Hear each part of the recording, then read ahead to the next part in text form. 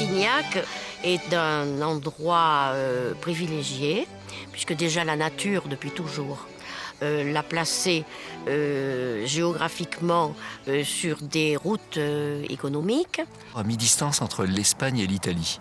C'est la grande route qu'on appelle la voie d'Hercule et qu'on appelle la voie de Saint-Jacques-de-Compostelle aujourd'hui. Mais c'est cette grande voie qui est toute la voie méditerranéenne du sud de la France et sud de l'Europe. Cette grande façade. Et elle est quasiment à mi-distance des deux. C'est-à-dire à mi-distance de ce monde latin et romain et du monde latin espagnol. Voilà, elle est à mi-distance. Elle est sur l'arrière-pays, donc un petit peu éloignée dans le Haut-Var, on va dire moyen Haut-Var, c'est-à-dire un petit peu à l'écart de l'autoroute, un peu au nord de l'autoroute qu'on emprunte quand on vient de Paris et qu'on va à Nice. Donc elle est un tout petit peu au nord, dans ce paysage de collines, voilà, à cet endroit qui est assez merveilleux, j'allais dire éternel, dans le sens du paysage, parce que c'est un paysage qui reste encore très naturel. Cotignac, c'est un village dans le Var, qui a une belle histoire, comme beaucoup de villages d'alentour, et son nom vient du coin, qui est le fruit, le coin. Et parce que les villages autour avaient des spécialités de fruits, la poire ici, le coin ici, et par conséquent, c'est par le français un peu ancien, c'est devenu Cotignac. Et Cotignac a été fondé donc il y a fort longtemps, au pied des falaises. Et il y avait une communauté juive importante, dont on a retrouvé d'ailleurs la trace, qui est très ancienne, puisqu'on a trouvé, on a toujours la trace de la synagogue et de la maison du rabbin, avec les dépendances, à Cotignac même. Cette communauté juive priait donc à la synagogue, mais priait aussi au pied de la montagne. Et c'est peut-être de là, on n'est pas certain, que viendrait le mot Bessillon, qui est une des collines de Cotignac, Beth Sion, la maison de Sion. Sion, c'est la colline de Jérusalem, voilà. Parce que là où on prie, n'est-ce pas, c'est la maison de Jérusalem. C'est pour les chrétiens, c'est pareil aussi d'ailleurs.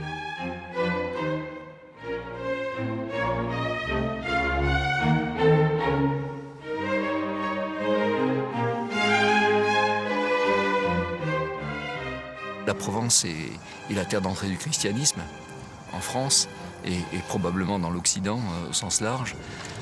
Évidemment, il y a tout le débat sur les Saintes Maries, mais au-delà de ce débat, il y a le fait que les premiers chrétiens sont passés par ici. Ils sont passés par ici puisque la Sainte-Baume n'est pas très loin, la Sainte-Baume de Marie-Madeleine. Et puis, on n'est pas loin de très grands pôles chrétiens. D'abord parce que les premiers venaient à pied ou venaient en bateau. Et quand ils venaient à pied, ils prenaient cette route dont je parlais tout à l'heure, la voie qui partait de la Turbie et puis qui partait à Arles. Et cette route passe un petit peu au sud ici. Donc en fait, cette grande route, les premiers pèlerins, les premiers moines, les premiers chrétiens, les premières personnes qui ont eu tout simplement le mot Christ dans le cœur sont passés ici. Cotignac a été évangélisé très tôt. Bien avant l'installation du Toronnet, on est au XIIe siècle, c'était un endroit déjà connu et très bien évangélisé. Ce village avec une très grande activité, il a eu même très tôt des consuls, ce qui n'est pas rien, ce qui est important pour l'histoire du sanctuaire. Ce qu'apprécient les personnes qui viennent à Cotignac, ce sont quand même les lieux spirituels. Il faut le dire, le sanctuaire de Notre-Dame, c'est actuellement, dans le département du Var, le lieu le plus fréquenté.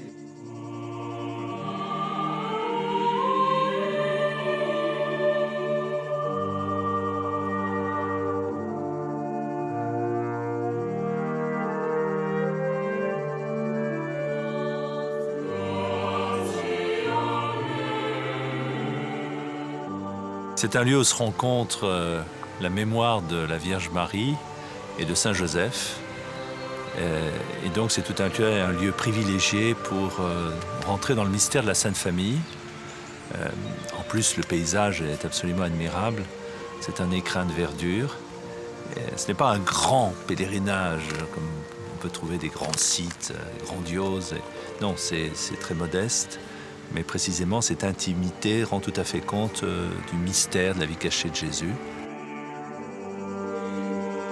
Nous sommes exactement sur le mont Bessillon, qui est à côté du mont Verdaille.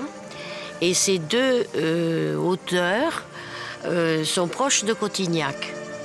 c'est une caractéristique du paysage méditerranéen dans lequel nous sommes, d'être extrêmement accidenté, avec des collines très élevées. Et là, nous avons 2 collines qui répondent aux appels du ciel, puisque sur le Verdail, Marie est apparue en 1519, et sur le Bessillon, Saint-Joseph, le 7 juin 1660. Le fait que la Sainte Famille soit apparue sur le village est quand même quelque chose d'unique au monde. Il y a eu de nombreuses apparitions de Notre-Dame dans le monde entier, mais très peu nombreux sont les villages où vous avez, sur 2 collines distantes de quelques kilomètres, et Notre-Dame et Saint-Joseph. Hein. Et tous 2 sont venus pour donner des grâces aux gens qui étaient là et pour faire reconnaître leur amour au monde. Je rappelle qu'à Fatima, au cours des grandes apparitions de Fatima, la dernière apparition, en fait, se réalise en 3 temps. On voit d'abord la Sainte Famille. Ensuite, la Vierge Marie toute seule, c'est le mystère de Marie au pied de la croix devenant la mère de l'Église. Et enfin, Notre-Dame du Mont-Carmel. Mais je voudrais juste souligner que la première apparition, c'est celle de la Sainte Famille. En 1519 commence un peu l'histoire spirituelle du lieu. Sur le mont Verdail, il y avait un bûcheron qui travaillait et qui s'appelait Jean de la Baume, Jean de la Grotte, Jean de la Baume. Et c'est en 1519 qu'il a eu cette apparition, qui s'est renouvelée le lendemain d'ailleurs, un groupe de personnages avec la Vierge Marie, portant sur les bras l'enfant Jésus, Saint Bernard de Clairvaux, très connu, vénéré ici, car Saint Bernard, vous le savez, est le leader, si je peux dire, du mouvement cistercien, c'est-à-dire bénédictin réformé, et de son vivant a été édifiée l'abbaye du Toronnais, qui est à une vingtaine de kilomètres d'ici. Voilà. Donc Saint Bernard est très aimé ici, Saint Bernard de Clairvaux, et puis Saint Michel Archange, voilà. Et puis un autre personnage, on n'arrive pas à bien identifier, il pourrait s'agir de Catherine d'Alexandrie. Qu'il y ait Saint-Michel-Archange, ça ne m'étonne pas du tout, puisque nous sommes sur un axe qui part du Mont-Saint-Michel, qui passe sur un lieu réservé à Saint-Michel en Italie, qui n'est pas loin de Plaisance, et qui aboutit à un autre site consacré à Saint-Michel, qui est dans le sud de l'Italie. Alors la protection de Saint-Michel-Archange me paraît évidente. Alors après, la présence de Saint-Bernard, c'est évidemment dû à la dévotion particulière de Saint-Bernard pour Marie, qui est très profonde. Il occupe une place très importante dans la mariologie. On a dit aussi qu'il y avait Sainte Catherine d'Alexandrie, qui était aux côtés de la Vierge. Ce qui est parlant, ce sont les vitraux de la chapelle. Alors, vous avez des vitraux de la chapelle actuelle qui représentent cette histoire. Donc, l'épisode de 1519, la Vierge qui apparaît avec Jésus.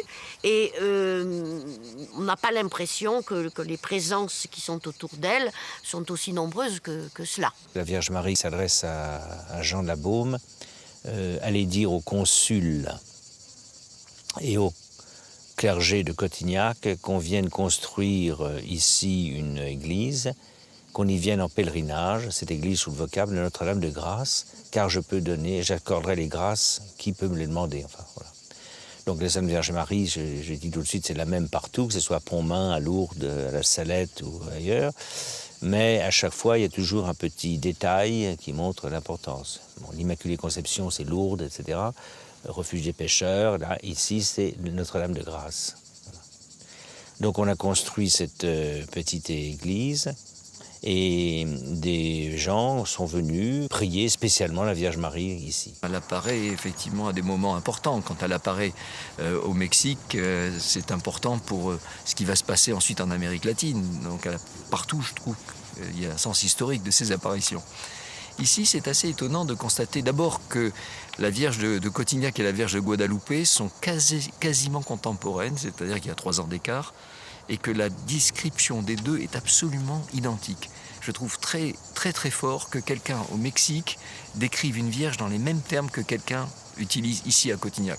La probabilité pour qu'ils échangent ou qu'ils communiquent étant de 0.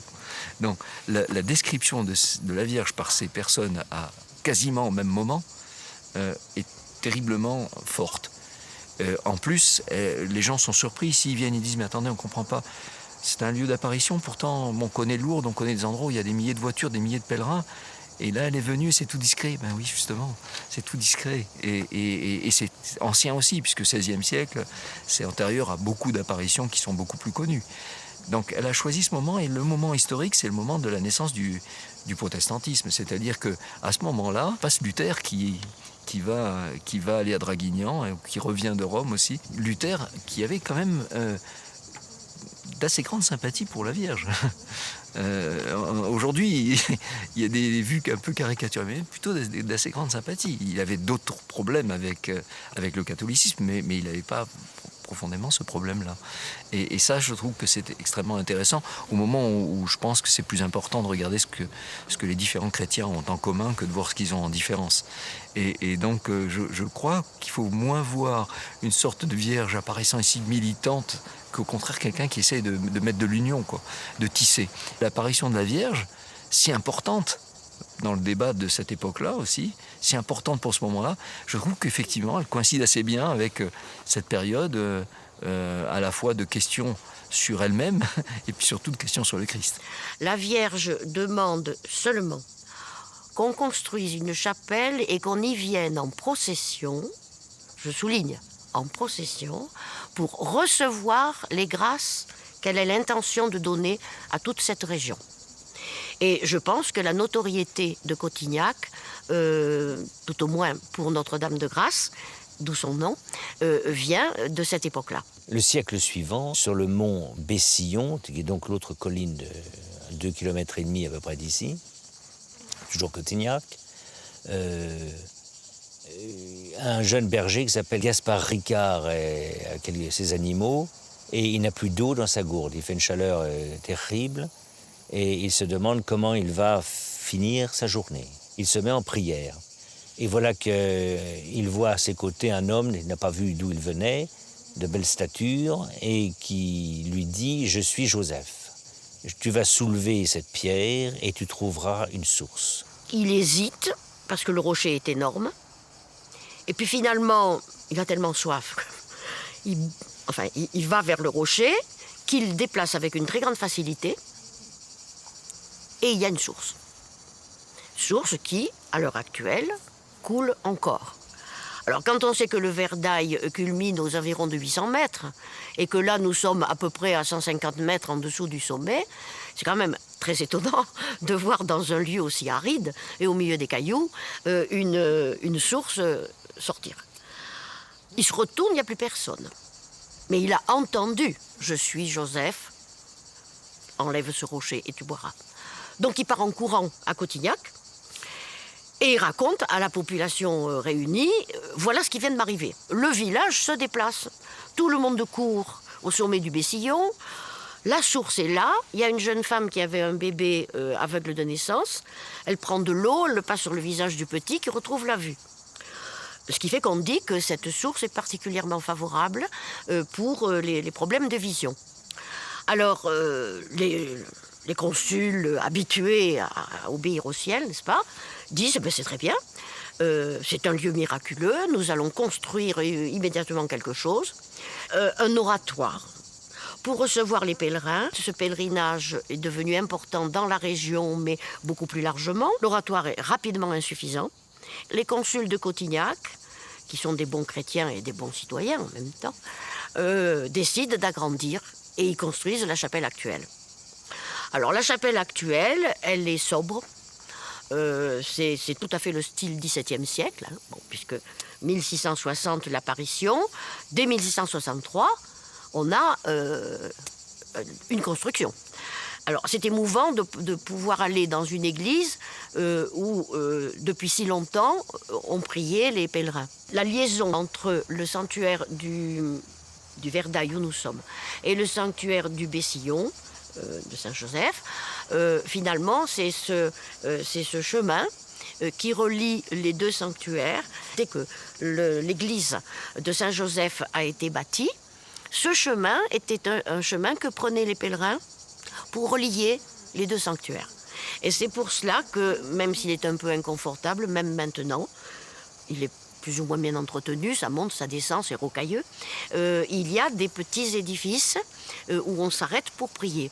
Les deux lieux, si vous voulez, sont donc liés, ce qui nous donne la présence de Marie, de Saint-Joseph, avec le petit oratoire réservé à l'enfant Jésus.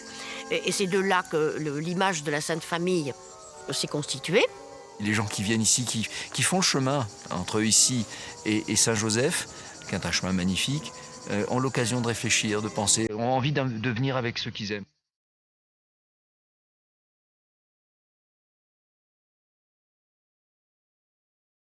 Nous sommes devant l'oratoire de Saint-Joseph et de l'Enfant Jésus. Cet oratoire est un des plus beaux qui existe sur le territoire de la commune. Il est tout en mosaïque et il a été restauré en 1955 et 1995. Nous sommes ici à la porte Saint-Hermentaire. Cet édifice symbolique a été construit après l'épidémie de lèpre et il se situe sur l'ancienne route de Salerne à Draguignan. En fait, les pèlerins qui venaient à Notre-Dame-de-Grâce arrivaient par cette porte. C'était le premier endroit où ils voyaient Notre-Dame-de-Grâce. C'est pour ça que cet édifice a été construit. Devant l'oratoire Sainte-Anne, le premier oratoire que l'on rencontre sur le chemin des pèlerins, en venant du village. Les oratoires sont disséminés un peu partout sur la commune, étant donné qu'il y avait des gens qui venaient de Toulon, donc il y en a plus au sud, des gens qui venaient de Draguignan, plus à l'est. Nous arrivons à cet oratoire. Il va nous permettre de monter par le chemin Louis XIV au sanctuaire de Notre-Dame.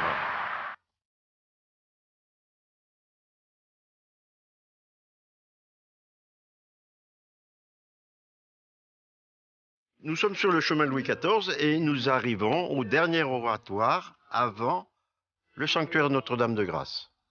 Cet oratoire se situe au lieu-dit le Puy de Gadin. Et il reste encore environ 500 mètres avant d'arriver au sanctuaire de Notre-Dame-de-Grâce. Donc le roi Louis XIV, qui était venu avec son carrosse, il est passé par ici.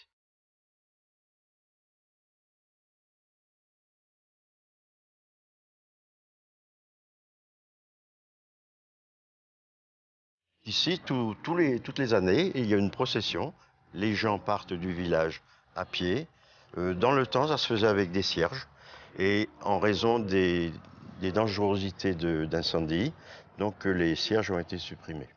Mais c'était une procession où il y avait beaucoup de monde. À Paris, à Notre-Dame-des-Victoires, il y avait un couvent de frères augustins, c'est-à-dire qui suivaient la règle de Saint-Augustin. Et il y avait un frère Denis Antôme qui a reçu comme nom le frère Fiacre.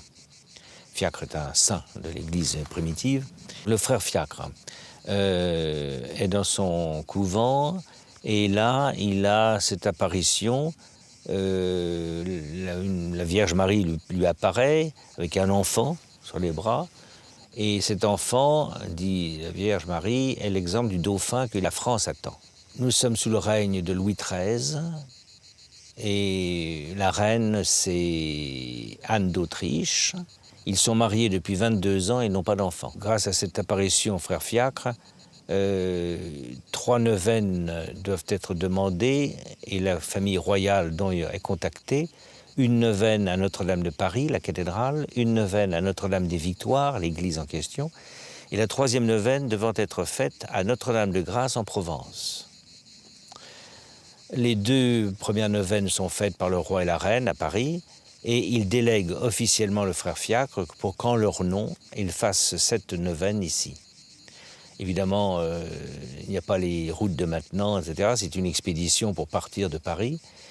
Et pour venir ici dans un lieu, une région tout à fait, non pas étrangère, mais quasi autonome, on y parle une langue qui n'est pas du tout le francilien, qui est le provençal. les mœurs sont différentes, etc.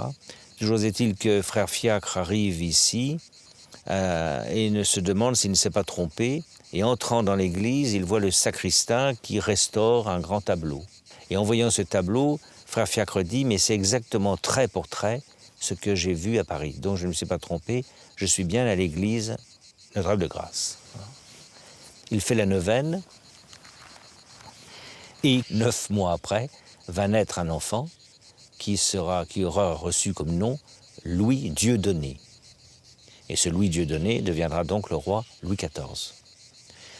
Le roi Louis XIII va consacrer son royaume à la Vierge Marie. De là vient le vœu de Louis XIII, parce que la Vierge Marie a une grande importance dans son règne, et aussi en particulier pour la naissance de son fils. Les gens, ils sont restés dans l'image, dans l'imaginaire peut-être, le symbolique de cette neuvaine et de cet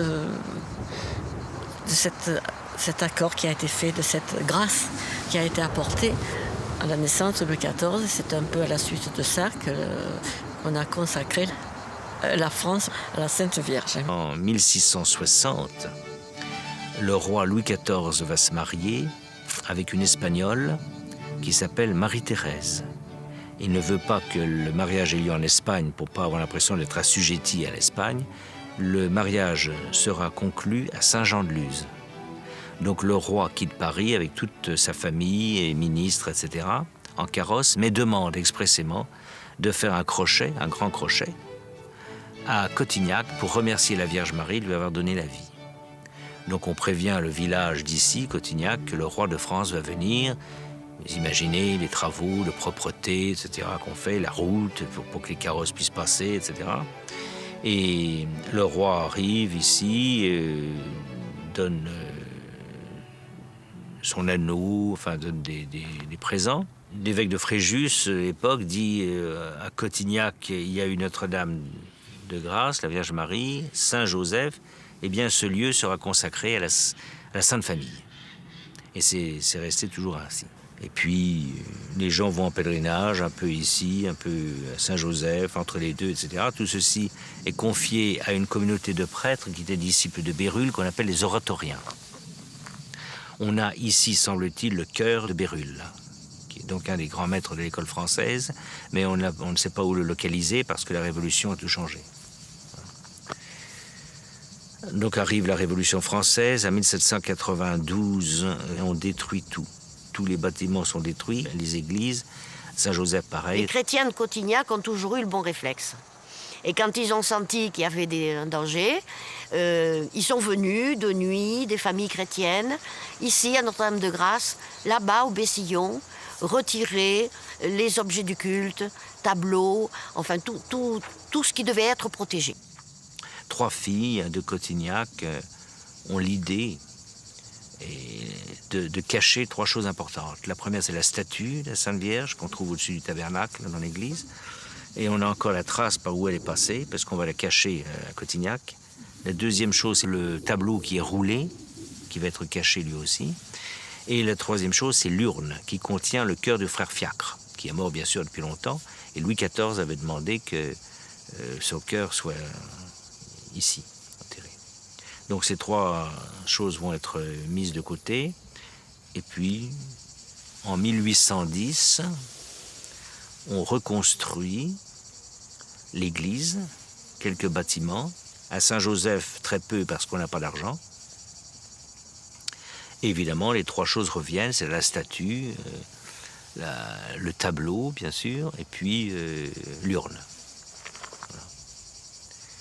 Et puis les pèlerinages reprennent. Au XIXe siècle, l'évêque va confier aux Oblats de Marie Immaculée, qui ont été fondés par l'évêque de Marseille, Eugène de Mazenod, l'animation spirituelle de l'ensemble, et ceci jusqu'en 1974. Ce sont eux qui ont redonné la vie et qui ont redonné le rayonnement à Notre-Dame. Il y avait un père qui habitait à Notre-Dame, là, au clocher, et il y en avait 2 autres qui étaient prêtres de la paroisse de Cotignac. Aux 3 particulièrement étaient des témoins et des symboles extraordinaires. En 1938, l'évêque demande que la Vierge Marie soit couronnée. couronner une statue, c'est reconnaître officiellement le culte qui est rendu ici à Marie, bien sûr. Donc 40 000 personnes vont se grouper sur la colline. Il faut déboiser, les gens vont s'inviter, etc. 1938, c'est pas très ancien quand même, puisque certaines personnes très, très âgées de Cotignac s'en rappellent, et on a les journaux. C'est la population, particulièrement de Cotignac et d'autres, qui ont remis des bijoux, des souvenirs pour faire la couronne, les couronnes et les diadèmes. J'avais exactement 9 ans. Je faisais partie de la paroisse et il y avait des groupes religieux, des groupes folkloriques, des chorales, des animations, et il y avait donc une procession de quelques enfants. Il y a eu quand même 50 000 personnes à l'époque, hein. C'est quand même très important. Et ça a rayonné, ça a fait connaître et rayonner Notre-Dame, puisqu'après, au moment de la consécration de l'Immaculée Conception, elle a été choisie dans les Vierges qui ont été représentées et qui ont été à Rome. Moi, je suis très attachée à cette prière qui a été dite pour le couronnement. Elle a été instituée, je ne dis pas créée, pour le couronnement. Ça résume l'apparition au Mont Verdail. Mère de la Dîme de grâce, dans votre apparition au Mont Verdail, vous nous avez invités à solliciter vos faveurs. Nous accueillons avec confiance implorer votre secours. Accordez, bonne mère, aux justes la persévérance, aux âmes tristes la consolation, aux cœurs abattus le courage et la confiance, aux malades la santé, aux pécheurs le repentir et le pardon, aux âmes du purgatoire, soulagement et délivrance, à chacun de nous, Mère de grâce, votre maternelle protection. Nous implorons surtout votre assistance à l'heure de notre mort. Soyez notre avocate au jugement de Dieu. Nous voulons au ciel vous dire éternellement notre reconnaissance. Notre-Dame de grâce, priez pour nous. Notre-Dame de grâce, exaucez-nous. Notre-Dame de grâce, protégez-nous.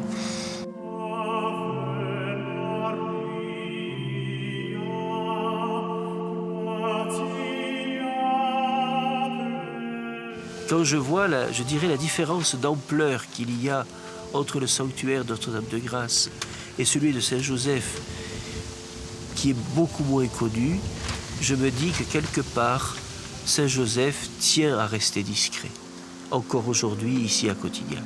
À l'image de la communauté bénédictine qui est derrière ces murs, sans être au service du pèlerinage, mais qui elle aussi vit une intercession, une vie de prière pour toutes les personnes qui passent par là. Les bénédictines sont arrivées d'Algérie, très exactement de la région de Médéa, où leur couvent avait été implanté pour témoigner en islam de la présence chrétienne par la prière, le silence. Les bénédictines avaient décidé de rester sur la terre d'Algérie pour continuer leur témoignage silencieux. Mais elles ont été obligées, en 1978, de revenir pour des raisons de sécurité. Et c'est l'évêque de Fréjus-Toulon qui les a reçues. Elles ont choisi, parmi plusieurs lieux qui leur étaient présentés, elles ont choisi de venir ici, sur le Bessillon, prendre la suite des pères oratoriens et s'installer dans un monastère qui, à l'époque, était en très mauvais état, mais qui, grâce à un bienfaiteur, a pu être reconstruit. Il y a donc une sorte de rencontre entre Saint-Benoît et Saint-Joseph, ces deux grandes figures de la chrétienté, ayant certainement en commun la vertu du silence. Au niveau de la vie chrétienne, il est important de comprendre qu'avant d'agir, il faut contempler. Et que la contemplation est source de l'action par l'amour qu'elle engendre. Et je crois que c'est tout le sens du rapport entre la prière, qui est une forme de contemplation, et, j'allais dire, la vie quotidienne. L'amour donné dans la vie quotidienne doit d'abord être reçu, un peu comme le bassin, si vous voulez, d'une fontaine qui, pour déborder, doit d'abord se laisser remplir. En se laissant remplir, elle déborde. Pour moi, c'est l'image même de la vie chrétienne. La fontaine, tout simplement, c'est l'amour de Dieu qui se communique à nous, qui nous touche à travers la conversion, qui nous fait marcher dans le quotidien et qui nous remplit progressivement. Eh bien, ce mouvement-là explique pourquoi l'action est un redébordement d'un amour contemplatif et silencieux. Et je crois que c'est fondamental dans la vie chrétienne d'être d'abord décontemplatif. Ce n'est pas réservé à des spécialistes, c'est le fondement même de la vie chrétienne, si du moins on la conçoit comme une vie d'amour. Je voudrais rappeler à cet égard l'apparition de Lourdes, où au début de la première apparition, la Vierge Marie ne dit pas une parole. Elle est aussi très silencieuse dans l'Évangile, toujours pour les raisons que j'ai essayé de souligner en disant que le silence, c'est une attitude du cœur dans une réceptivité qui s'appelle l'amour. Eh bien, lors de cette première apparition à Lourdes, que fait la Vierge? C'est ce qu'a fait toujours Saint Joseph. Elle regarde longuement Bernadette. Et nous savons la réponse de Bernadette à ce premier contact. Elle a dit, elle me regardait comme une personne. Autrement dit, le regard de la Vierge était un regard tout éclairé par le regard de Dieu sur Bernadette. Et ce regard de Dieu fait découvrir l'extraordinaire dignité de chaque être humain. Quelle que soit sa situation, sa petitesse ou sa vieillesse, il y a une grandeur qui vient de Dieu.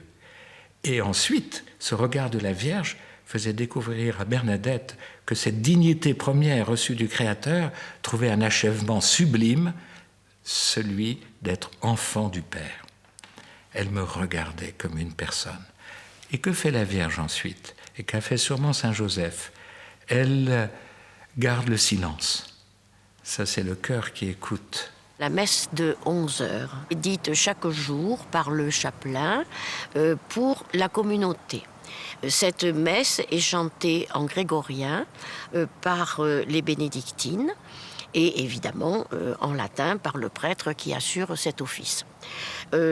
Chaque jour, il y a donc cette messe à 11h, les vêpres à 17h, et sans que ce soit un afflux considérable de pèlerins, il y a toujours quelques assistants qui sont des gens qui viennent de Cotignac ou de la région et qui viennent spécialement pour entendre une messe chantée en grégorien par les bénédictines.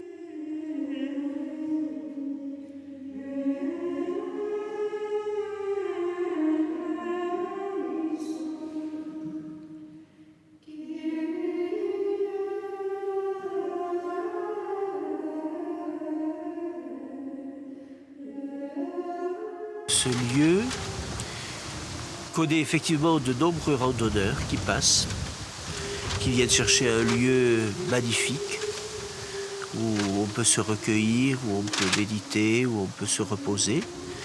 Mais beaucoup aussi viennent pour une pause spirituelle.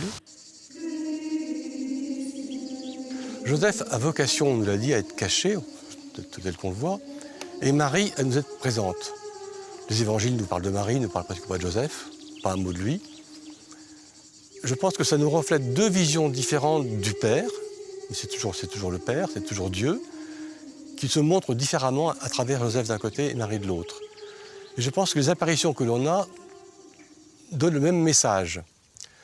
Les apparitions de Marie conduisent à créer des cathédrales, des basiliques immenses, des sanctuaires où il y a un monde fou qui vient, etc. Regardez Cotignac. À Cotignac, vous avez le sanctuaire de Marie où il y a du monde qui vient. Chez Saint-Joseph, là-bas, au Bessillon, il n'y a personne. J'exagère. Il y a peu de monde qui y va.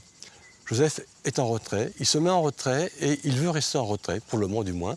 Et pour moi, ça montre bien l'écart, pas l'écart, mais deux situations différentes que Dieu nous montre à travers Joseph d'un côté et Marie de l'autre, mais c'est toujours Dieu. C'est deux faces différentes de Dieu, un Dieu caché qui nous est révélé par Joseph et un Dieu présent, visible, qui nous est révélé par Marie.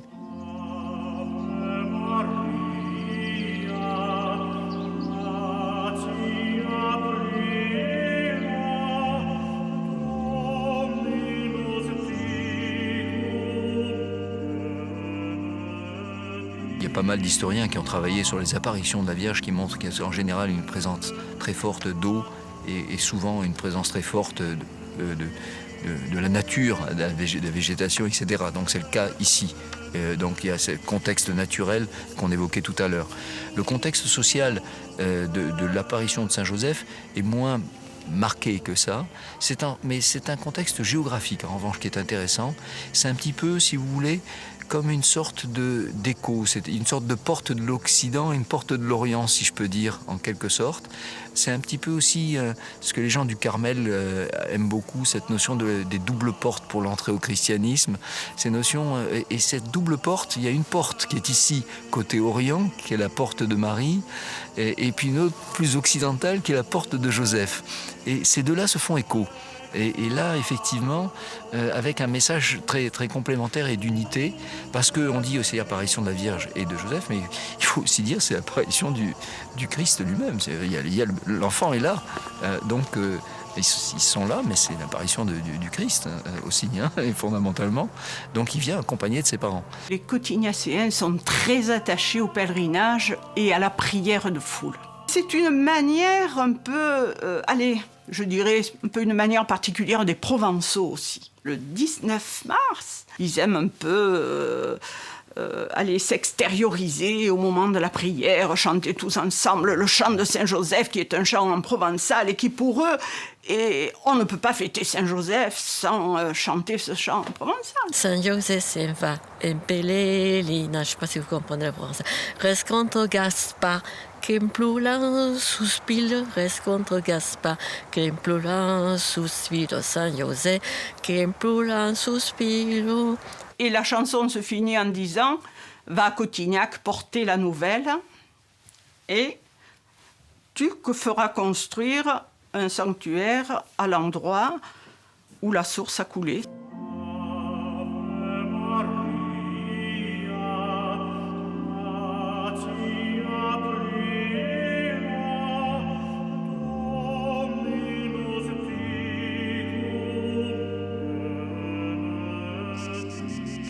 En 1981, l'évêque d'alors confie à la communauté des Frères de Saint-Jean l'animation spirituelle de l'ensemble.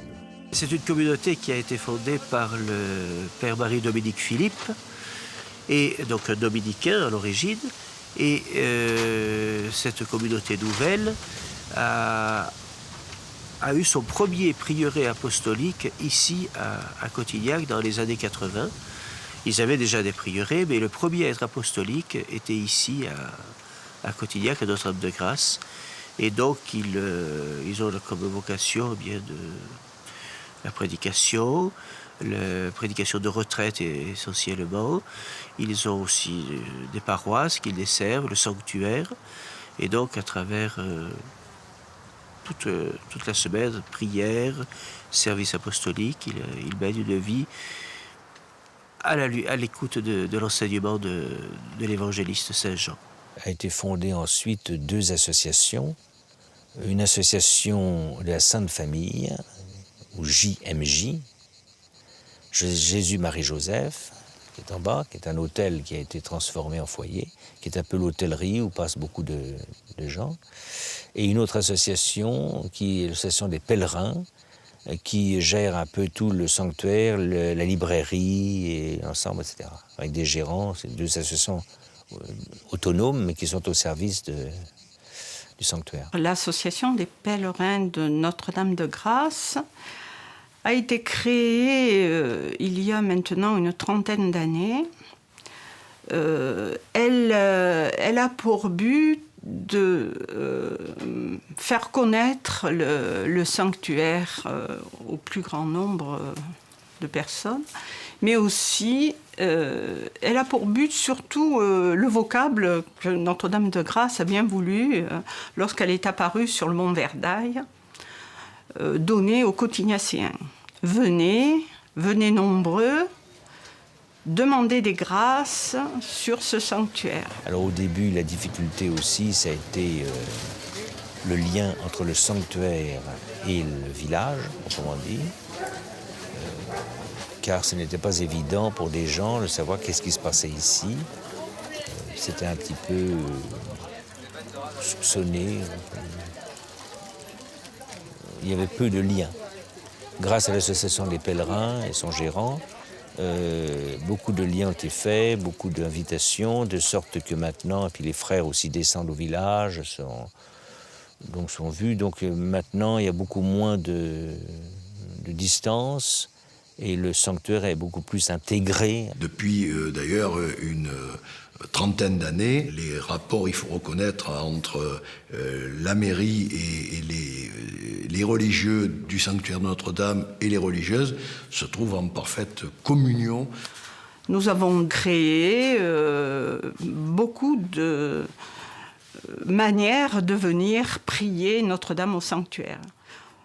Il y a de grands pèlerinages, les pères et les mères de famille qui sont très nombreux et qui viennent à pied. Il y a des pèlerinages internationaux qui viennent de l'Europe du Nord ou d'Afrique et qui viennent en avion. Il y a les pèlerinages du voisinage. Nous avons voulu ouvrir ce sanctuaire à toute la population. Et nous travaillons, l'association des pèlerins, à vouloir les accueillir comme si Notre-Dame de Grâce les accueillait.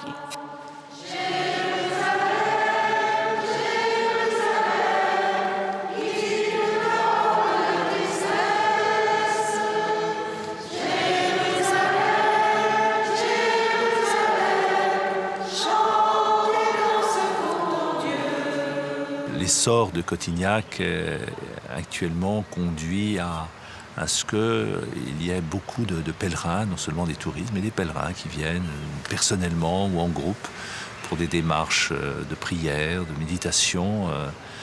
Et se trouve aussi dans ces deux sites, Saint-Joseph et Notre-Dame de Grâce, des communautés à la fois apostoliques et contemplatives qui rendent compte aussi de ce qu'est la spiritualité de Saint-Joseph et de la Vierge Marie, qui prédispose au recueillement intérieur et en même temps qui nous tourne vers l'action. Donc je crois que Cotignac a aujourd'hui un essor qui est tout à fait inespéré quand on voit beaucoup de petits sanctuaires qui se sont délités, qui ont diminué dans la fréquentation. Là, au contraire, on constate un nombre important de pèlerins qui viennent chaque année. Les gens viennent ici, des couples en particulier, qui n'ont pas d'enfants, qui sont mariés depuis plusieurs et qui désireraient un enfant et qui cliniquement pourraient très bien avoir un enfant, c'est-à-dire ils ne sont pas stériles médicalement parlant, mais n'ont pas d'enfants. Et viennent prier, et je dis prier en même temps faisant un pèlerinage, etc. Pas simplement un petit acte de superstition, mais au contraire un acte spirituel important. Et puis effectivement, ils reviennent l'année suivante avec un bébé, en disant c'est bébé Cotignac. Des gens se sont convertis ici, comme dans tout lieu de pèlerinage. C'est un lieu qui n'est pas neutre. Il se passe des choses. C'est comme à la Sainte-Baume. C'est plus un lieu où on vient se ressourcer. On vient recevoir les sacrements ici, parce que dans le sanctuaire, il y a toujours un frère disponible pour donner le sacrement de pénitence, pour des conseils, etc. C'est assez étonnant de constater à quel point les noms les qualificatifs de la Vierge vont bien avec les endroits. Il y a Notre-Dame de Victoire, et là il y a Notre-Dame de Grâce. Et donc il y a Notre-Dame de Miséricorde, et je trouve qu'elle porte bien son nom, Notre-Dame de Grâce, c'est-à-dire c'est un endroit où les gens viennent offrir et demander quelque chose, et en attendent quelque chose, parce que, alors, ils vont retrouver effectivement quelque chose, et je crois que l'endroit est très propice à la réflexion, on va dire au sens large, au mysticisme, à la spiritualité, à la recherche à la fois des autres et de soi-même. Et donc, je crois qu'effectivement, les gens viennent rechercher des grâces. Et je crois qu'ils les trouvent.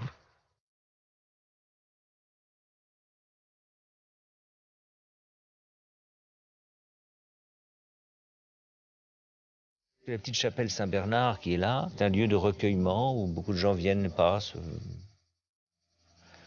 On peut prier partout, n'est-ce pas ? Pour nous croyants, Dieu n'est pas plus là qu'ailleurs. Mais comme on est fait de chair et d'os, on a besoin de lieux qui nous rappellent plus Donc ici, c'est un lieu de silence, un lieu, surtout le soir, c'est très paisible. On peut se refaire facilement, spirituellement parlant.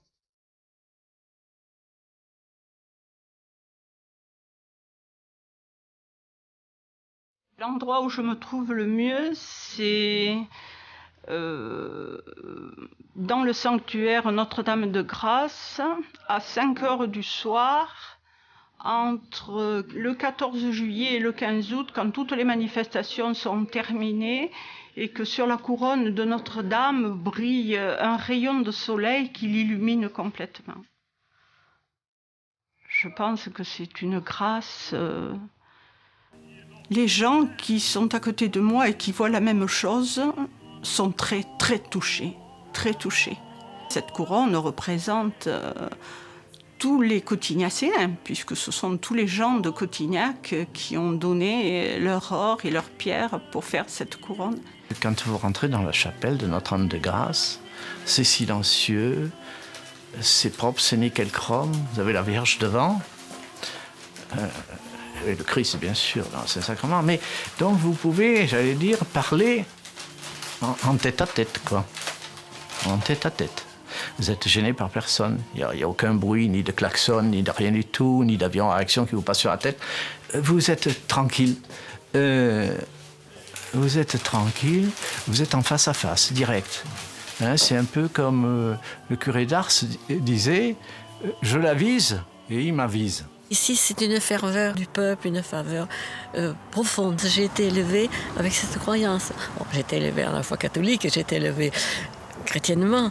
Mais disons que ma vie a été environnée, elle a été forgée, fondée avec ces deux croyances, ces sanctuaires où je venais régulièrement, je veux dire, presque tous les dimanches. Enfin, maman était très croyante. On venait l'après-midi, on venait à Notre-Dame, on disait une prière, on disait un chapelet. Et je vous dis, pour la petite histoire, on cherchait des pignons devant l'entrée de la chapelle. J'ai découvert ce site de Cotignac en venant ici. C'était la première fois que je découvrais ce sanctuaire. Et j'y ai de profondes attaches. J'y vois dans un univers très végétal une profondeur liée à la présence des moniales et des frères de Saint-Jean. Vraiment, j'en vois des fruits, une grande fécondité spirituelle et missionnaire. Donc ça fonctionne toujours. Et encore une fois, je vois la pertinence et l'actualité de ce message pour notre monde d'aujourd'hui, qui a besoin du silence pour être un peu plus lui-même, c'est-à-dire un peu plus à Dieu.